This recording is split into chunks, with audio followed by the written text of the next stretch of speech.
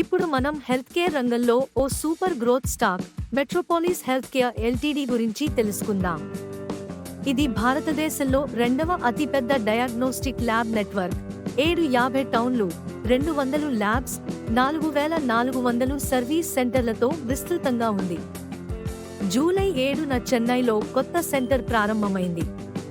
అలాగే Core Diagnostics, Scientific Pathology, doctor Ahuja's Pathology and Imaging Centre లాంటి అనేక వ్యూహాత్మక సముపార్జనలను పూర్తి చేసింది. Speciality diagnostics, cancer, AI based టెస్టింగ్లో మెట్రోపోలిస్ లీడర్గా నిలుస్తోంది. FY25లో కంపెనీకి 1,331 కోట్ల రూపాయలు రెవెన్యూ, YoY +10%, 145 కోట్ల రూపాయలు నికర లాభం, YoY +13%. ట్రూ హెల్త్ స్క్రీనింగ్స్ లో 24% YoY పెరిగింది.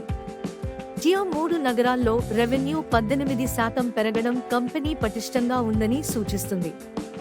ప్రస్తుత పే రేషియో 63 అంటే స్టాక్ చాలా ప్రీమియంగా ట్రేడ్ అవుతోంది. మార్జిన్లు కొంచెం తక్కువయ్యాయి కానీ ఇన్నోవేషన్, ఎక్స్పాన్షన్ మద్దతుతో రికవరీ ఆశించవచ్చు. ఎనలిస్టులు 2050 రూపాయలు టార్గెట్ ఇస్తూ బై సూచిస్తున్నారు. అయితే అధిక వాల్యుయేషన్ మరియు లాభదాయకత ఒత్తిడి ఉండే అవకాశం ఉన్నందున దీర్ఘకాలిక దృష్టితో చూస్తే మంచి ఎంపిక. హెల్త్ కేర్ రంగంలో మెట్రోపోలిస్ అనేది స్టడీ కంపౌండర్లా పనిచేస్తుంది.